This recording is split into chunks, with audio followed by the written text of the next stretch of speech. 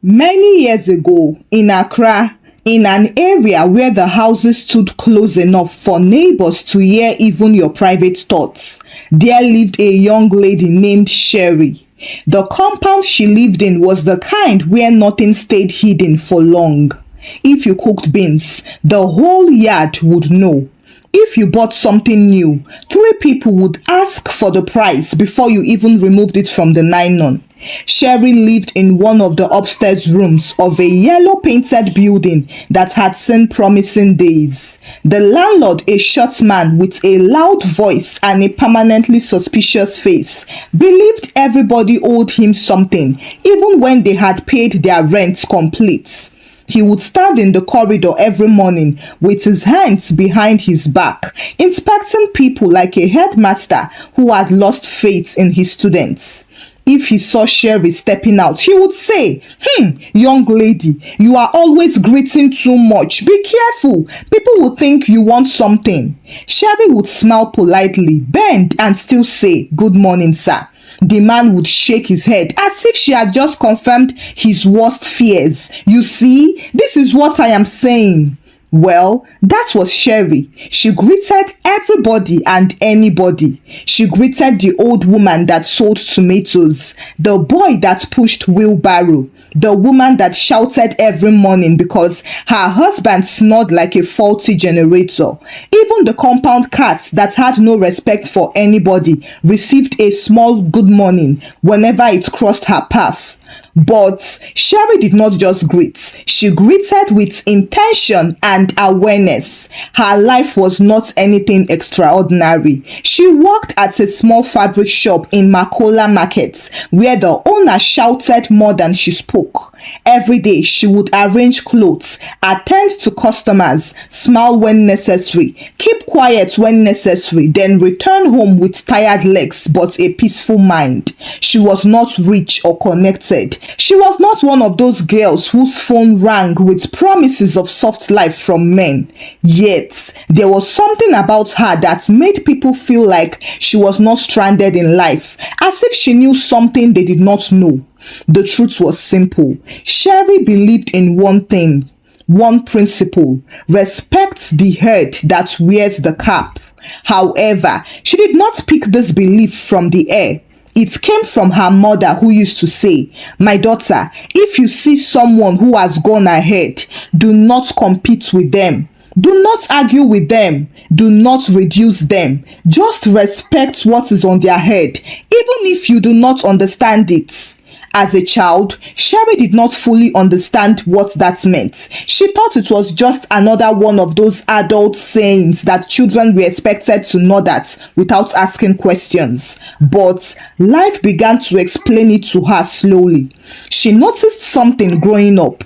The people who moved forward in life were not always the loudest or the strongest. Sometimes they were simply the ones who knew how to honor what others carried, the ones who did not let pride block their access, and the ones who understood that not everything visible was ordinary. Some things were made possible by the power of grace. So, Sherry carried that mindset into her adult life. Now, in that compound, her closest companions were three young women who had made it their duty to interpret life differently from her. There was Priscilla, whose voice could wake somebody from a coma.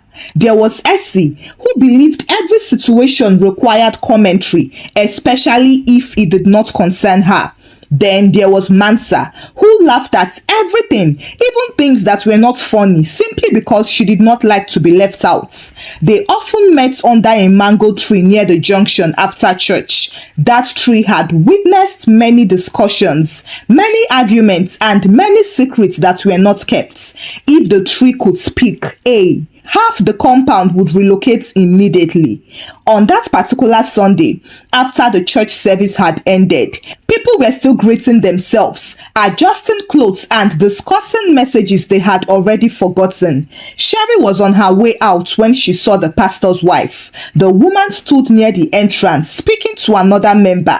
Sherry approached her, bent slightly, and greeted, "Good afternoon, Mama. You look beautiful today." The pastor's wife looked at her deeply, as if she was seeing beyond the greeting. God bless you, my daughter, she said, as she placed her hand gently on Sherry's head. Sherry smiled, thanked her, and then walked away. Now, unfortunately for her peace of mind, her friends had been watching. Priscilla was the first to react. She clapped her hands loudly, attracting unnecessary attention. "Hey, Sherry, come back here!" Sherry walked towards them calmly. Priscilla placed her hands on her waist and asked, "What was that?" Sherry blinked. What was what? Essie jumped in immediately. "Don't pretend, we saw you. Mama this, mama that. Since when did she give birth to you?" Mansa was already laughing. "Maybe we missed something. Was there a secret naming ceremony?" They all laughed without a single respect for timing or volume. Sherry smiled slightly. "It's just respect." Priscilla leaned forward. "Respect, care or investment?" "Investment?" Sherry asked. "Yes, now, you think we don't know? You are greeting like that so that one day she will remember you and give you connection or money." Mansa clapped. "Exactly. Networking, Ghana version." Sherry shook her head gently. "It's not like that." Essie folded her arms. "Then explain it." Sherry looked at them one by one and said, "It is not about what she will give me. It is about what she carries." The friends remained silent, not because they understood what she said, but because they were processing whether to laugh or argue. Priscilla made the decision for all of them. She burst into laughter again, bending slightly as if the joke had weight. "Sherry, please, this is Accra, not village meeting. What is she carrying that you cannot carry yourself?" Sherry did not answer immediately. She simply adjusted her bag, then said, "Some things are not carried by strength." Essie shook her head. "This girl will not kill me. So you are telling us that by calling her mama, your life will change?" Sherry nodded once. "Yes," and that answer annoyed them more. Priscilla waved her hand dismissively. "Continue, oh. One day you will greet Taya." Mansa added, still laughing. "When nothing happens, don't say we did not warn you." Oh. Sherry smiled because deep down she knew they did not yet understand. Not because they were wicked or jealous, but because life had not yet explained certain things to them in the language they would respect. So she simply adjusted her bag on her shoulder and said, "One day you will understand." That statement alone started another round of laughter that could wake a sleeping pastor from afternoon nap. Priscilla held her stomach laughing. "Understand what exactly? That greeting is now a business plan?" Essie snapped her fingers. "Ah, that is it. Sherry is running a greeting enterprise. Step 1, greet. Step 2, collect blessing. Step 3, become a millionaire." Mansa bent down slightly, laughing so hard that she almost fell. "Please add step 4. Open greeting school and start teaching us how to say mama properly." Sherry did not even try to stop them. She just looked at them and said, "You are free to laugh. There is nothing wrong with laughing. Even laughter has its own time." Priscilla pointed at her. "See how she's talking like a proverb book. Next thing now, she will say, when the lizard falls from the tree, it nods its head. Please rest, abeg." They all burst into laughter again, drawing the attention of two women passing by, who slowed down slightly to see if something serious was happening, only to realize it was just young girls laughing at something that would not pay their bills. That evening, the ladies gathered again, this time around a small charcoal fire where Essie was roasting corn seriously, as if she was preparing for an international cooking competition. Priscilla collected one corn, blew on it dramatically, and then turned to Sherry again because clearly her spirit would not rest without revisiting the matter. "Let's talk like adults," she said, even though nothing about her tone suggested adulthood. "Explain this your grace matter. What is grace? Is it something you can buy in the market?" Essie added. "Or is it something they share in church after service that we did not collect?" Mansa nodded seriously too. "Maybe we came late that day, oh, that is why we missed it." Sherry took her own corn, broke it, and then said, Grace is not something you can see with your eyes. Priscilla clapped once. It has started. Invisible something. The best type. The one nobody can verify. Sherry ignored the interruption and continued. But you can see the results. Essie chewed slowly. Results like what? Sherry looked at her. Have you not noticed that some people struggle for years and nothing moves for them? Then another person enters that same thing and suddenly everything opens quickly. Mansa paused. That one is connection now. Priscilla nodded quickly. Yes, connection, not grace. Don't spiritualize everything. Sherry smiled. And what gives connection? That question hung in the air for a moment, not because it was deep, but because they were deciding whether to answer or to laugh again. Priscilla finally spoke. Money gives connection. Power gives connection, not greeting. Sherry nodded. And who gave them the money and the power? There was silence. Essie looked at Priscilla. Priscilla looked at Mansa. Mansa looked at her corn as if the answer was hidden inside it. Then Priscilla waved her hand. Please, don't take us to Genesis. We are not ready for that kind of journey. They all laughed again, but this time, their laughter was thoughtful, even though none of them would admit it. Sherry continued. I am not saying respect will replace hard work. I am not saying greeting will pay your rent. I am only saying it positions you. Essie frowned. Positions you where? Sherry tapped her chest lightly. First, it positions you here in your heart, then outside.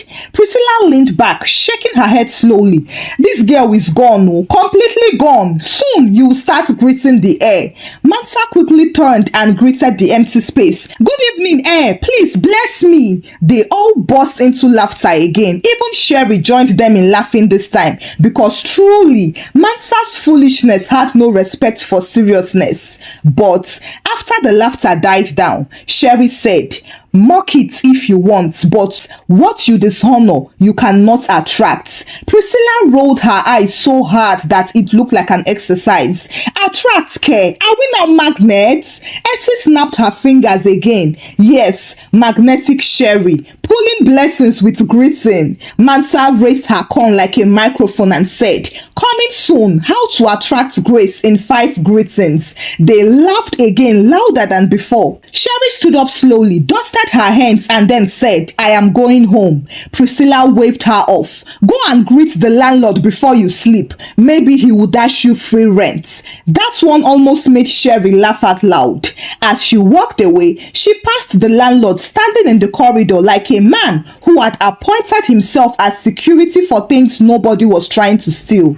Good evening, sir, she bent and greeted. The man looked at her suspiciously. You again, always greeting. Sherry smiled. It does not finish, sir. He shook his head. One day I will understand you. Sherry smiled to herself as she continued walking. Yes, one day everybody will understand, she muttered. The next few days passed in the same rhythm, but something interesting began to happen around her. People started noticing her more. One morning, as she was leaving for work, the old woman that sold tomatoes stopped her. Sherry, she called. Sherry turned immediately. Yes, ma. The woman squinted at her. You always greet me every morning. Sherry smiled. It is good to greet, ma. The woman nodded slowly as if she was confirming something in her spirit. Come. Sherry stepped closer. The woman picked 2 fresh tomatoes bigger than the others and then placed them in Sherry's hand. Take. Sherry blinked. Ma, I did not buy. Take, the woman repeated and turned away like someone who had completed an assignment. Sherry stood there for a moment looking at the tomatoes. Then she smiled and thanked her. That same afternoon at the shop, something else happened with the shop owner, Madame Efwa, who was not a woman that smiled freely. Her default expression was somewhere between who annoyed me and why are you still standing there? So, when she called Sherry's name that day without shouting, it already felt suspicious. Sherry! Yes, ma, Sherry quickly answered. Madam Efwa looked at her for a few seconds, as if she was measuring her with an invisible tape. You are always greeting me. Sherry nodded. Yes, ma. The woman leaned back slightly. Why? Sherry answered, because I respect you, ma. Madam Efwa raised one eyebrow. Respect me, or you want something from me? Sherry shook her head gently. Even if I want something, respect should come first. That answer landed with effect. Madam Efwa did not smile, but something in her face softened slightly, like a door that had been locked for years, but just heard a key turn. She said, and then waved her hand. Go back to your work. But later that evening, when closing time came, she did something she had never done before. Sherry, she called again. Yes, ma, Sherry answered. Take transport money. Sherry paused. Ma? I said take it, the woman snapped and turned away quickly so it would not look like she was kind. Sherry collected it with gratitude. Another small thing had happened, but not very small. By the weekend, the pattern had become clear, or at least to Sherry, even though others were still busy laughing. The ministry of mockery had not rested. That evening, Priscilla was already seated like a chairperson waiting for meeting to happen. Essie was peeling granules with unnecessary energy, and Mansa was laughing at something nobody asked her to explain. As soon as Sherry arrived, Priscilla looked up dramatically. Ah, the ambassador of greetings has arrived. Essie clapped. Welcome, welcome. How is your greeting business? Mansa added, any new testimony? Did somebody dash you a car yet? Sherry sat down and said, good evening. Priscilla shook her head. You see, even now she's greeting us as if we are elders. Sherry smiled. You people are older than me in stubbornness. For a moment, they were quiet. Then Mansa suddenly burst into laughter that she almost choked. Did she just insult us politely? Essie pointed at her. See her mouth, small, she's changing, oh. Priscilla tried to maintain seriousness but failed. Okay, that one is funny. They all laughed, including Sherry, but only briefly. Then Essie leaned close and said, be honest, has anything actually happened since you started all this your respect journey? Sherry looked at her. Points of correction. I have always been like this. I didn't just start any journey. And for your question, yes, something has happened. Priscilla folded her arms. Something like what? Don't say peace of mind though. We are talking about real things. Sherry brought out her phone and showed them the picture of the tomatoes. Mansa blinked. Tomatoes? Sherry nodded. Yes, it was a gift. Essie frowned. From who? The woman that sells at the junction, Sherry replied. Priscilla waved her hand. Ah, please. That one is not grace. That is customer appreciation. Sherry smiled, then brought out the small money Madam Efwa had given her. And this? Essie leaned forward. Who gave you that? My boss. Now, that one caused a small shift. Priscilla sat up slightly. For what? Sherry shrugged. Nothing special, oh. There was silence again. Then Mansa spoke first. So, you mean greeting is now paying? Sherry shook her head gently. No, it is not greeting. It is what follows it. Priscilla narrowed her eyes and asked, which is? Sherry looked at her and said, grace. That word sat between them again, but it was different now because it had started showing signs. Priscilla leaned back, trying to recover her usual confidence. Okay, we'll be watching. If you become a millionaire through greeting, we'll all join you. Mansa raised her hand immediately. I have already started practicing, oh. Good afternoon, everybody in advance. Essie added, let me greet my future. Good evening, prosperity. They laughed again, but the laughter did not sit well this time. It came out forcefully. One Tuesday afternoon, as Sherry stepped out dressed neatly as usual, she unexpectedly saw the pastor's wife standing along the street, speaking to a man who looked confused about directions. Without thinking twice, Sherry walked closer and greeted, Good morning, Mama. The woman turned. Ah, Sherry, good morning. Sherry glanced at the man. Are you looking for somewhere, sir? The man nodded. Yes, please. I am trying to find Abeka Road, but this place is confusing. Sherry smiled. I am going to that direction. I can show you. The pastor's wife looked at her. You will do that? Yes, Mama, Sherry nodded. The woman paused for a moment and then said, thank you. As they walked, the man kept talking, asking questions and complaining about Accra roads like it was a personal issue, while Sherry answered him calmly, pointing, explaining and guiding him. When they finally reached the junction, the man turned to her.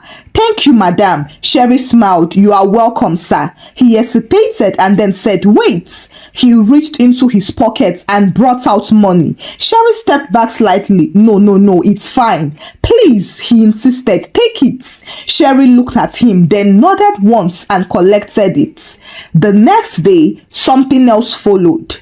As Sherry was arranging fabrics at the shop, Madam Efwa called her. Sherry, yes ma, come. Sherry walked closer. Madam Efwa adjusted her glasses and then said, a woman came earlier. She asked for you. Sherry blinked. For me? Yes, she said you greeted her at church. Sherry paused, but before she could ask anything else, Madam Efwa continued. She said she wants to discuss something with you. She will come again. Sherry nodded and went back to work. That evening, under the mango tree, the meeting among the ladies was already in progress. Priscilla was narrating something with full body movement. Essie was correcting her unnecessarily, and Mansa was laughing before the story even reached the middle. When Sherry arrived, they turned immediately. Ah, our greeting ambassador has arrived, Priscilla announced. Essie leaned forward. Any updates, or we are still in tomato level? Mansa added, have you greeted your destiny today? Sherry sat down and nodded. Yes. Priscilla clapped. Ah, see her confidence. Essie tilted her head. Okay, so what happened? Sherry looked at them and then said, someone came looking for me at work. Priscilla blinked. Who? A woman from church. Mansa stopped laughing. Essie frowned. For what? Sherry shrugged. I don't know. She said she wants to discuss something. Now, that one landed properly, but Priscilla leaned forward and asked, which woman? Sherry held her gaze. I don't know. At that moment, Priscilla tried to water it down. Maybe she wants you to join choir. Mansa laughed. Or maybe ushering departments. The next day, Sherry was at the shop when the woman came. She walked into the shop, greeted Madam Efwa and then asked, is Sherry here? Madam Efwa pointed. Sherry walked forward. Good afternoon, ma. The woman smiled. Sherry, the pastor's wife told me about you. She looked at her for a moment and then said, can we talk? They stepped outside and the woman said, I run a small foundation where we support young women who are serious with their lives. Sherry listened attentively. I have been watching you, the woman continued. It is not just about your greeting. Your consistency and your spirit moves me. Sherry lowered her eyes slightly. The woman added, I want to help you start something. Sherry looked up and blinked slowly. Start something? The woman smiled. Yes. What do you want to do? Sherry hesitated. Not because she did not know, but because she did not expect this question to come this way. I like fashion, she finally said. Clothes, styling, fashion. The woman nodded. Good. I will sponsor you. That evening, the mango tree witnessed something it had never seen before. Sherry announced to them, the woman came back today and she said she wants to sponsor me. Mansa blinked twice. Sponsor you? How? Sherry looked at them. To start a business. Essie dropped the granite she was holding. Priscilla leaned back slowly as if her body needed space to process what her mind had just heard. No, wait. She looked at Sherry again. This same greeting led to this? Sherry nodded. Yes. There was silence for a while. Then Mansa raised her hand slowly like a student that had just discovered she had been failing. So, if I start greeting now, Essie quickly cut in. Don't rush. Let us understand first. Priscilla did not speak immediately. She just stared at Sherry. Then finally she said, "So, this is what you meant." Sherry smiled. "Yes." From then on, Sherry's life began to change. Within a week, the pastor's wife and the foundation woman had connected her to a big training program where she could learn proper fashion design instead of just admiring clothes from afar. The first day she entered that place, she bent slightly and greeted the instructor. "Good morning, ma," she said. The instructor looked up. "Good morning." Sherry nodded slightly and took her seat. Even there, she did not change. She still greeted, listened, and respected because it was her nature. And people noticed. Of course, they noticed because in a room where everybody wanted to shine, she carried something that did not need light to be seen. Back at the compound, the Ministry of Mockery had been suspended temporarily due to lack of confidence. Priscilla was no longer as loud as before. Essie had reduced her commentary and Mansa still laughed, but now she laughed with small confusion attached to it. One evening, they sat again under the mango tree, but this time there was no prepared joke waiting for Sherry. Instead, Priscilla cleared her throat. "Sherry." "Yes," Sherry replied. "How is your training?" Sherry smiled. "It is good." Essie leaned forward. "What do you people even do there?" Sherry replied, "We learn properly." Mansa nodded slowly. "So this thing is real." Sherry looked at her. "It has always been real." Priscilla shifted slightly and then said, "That day when you said you were positioning yourself, this is what you meant?" Sherry nodded. "Yes." Months later, Sherry left for a bigger fashion school where she learned more and became established. She started making clothes for herself and for the people in the training center. Then small orders began to come. Then more and more came until one day her name began to move ahead of her. Everywhere you went to, you would hear, "Have you heard of Sherry? She's very good. She is calm, but her work speaks." And just like that, the girl who used to be known as the one who greets too much became known for something more visible. Then came the day the mango tree would never forget. Sherry returned to the compound wearing a beautifully made outfit. A car dropped her at the gate and the landlord, who had been inspecting a wall for no reason, paused. Who is this?" Then he looked properly. "Sherry." She smiled and bent. "Good evening, sir." He blinked. You are coming down from car?" Sherry nodded slightly. "Yes, sir." The man adjusted his posture immediately and said, "Good evening, my daughter." His voice was suddenly respectful, as if he had just remembered something important. Sherry smiled. "It does not finish, sir." He quickly nodded. Yes, it does not finish." Under the mango tree, the ladies were seated. When they saw her, their conversation paused without announcements. Priscilla stood up slowly. Essie followed while Mansa almost stood and sat down again, confused about how to behave. Sherry walked toward them cheerfully. Nothing about her attitude had changed, but everything about her position had. "Good evening," she said. Priscilla swallowed her throat slightly. Good evening, ma." The word came out carefully. The same word they once used to mock was now sitting properly in her mouth, as if it had found its rightful place. Mansa quickly followed. "Good evening, ma." Essie added, "Good evening." Sherry looked at them and smiled. Sit. They sat and, for once, nobody rushed to speak. After a moment, Priscilla finally said, "Sherry." "Yes," Sherry answered. I want to learn." Now, that statement did not come with pride. It came with honesty. Sherry nodded. "You can." Essie added, "We did not understand before." Mansa shook her head. "Yes, we thought it was just greeting." Sherry smiled. "It was never just greeting. Respect the head that wears the cap, so that you may one day wear a crown." The girls all nodded their heads slowly because now they understood the power of grace and honor. They knew now that whatever they dishonored, they may spend years trying to attract it without success.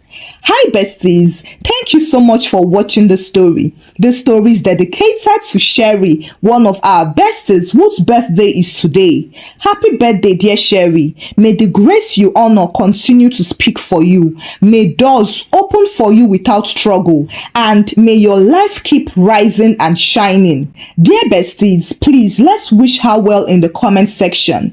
If you know you enjoyed this story, kindly give the story a thumbs up and share the story out with your loved ones. Subscribe to this channel if you've not done so by now. Until I bring another story your way. Bye.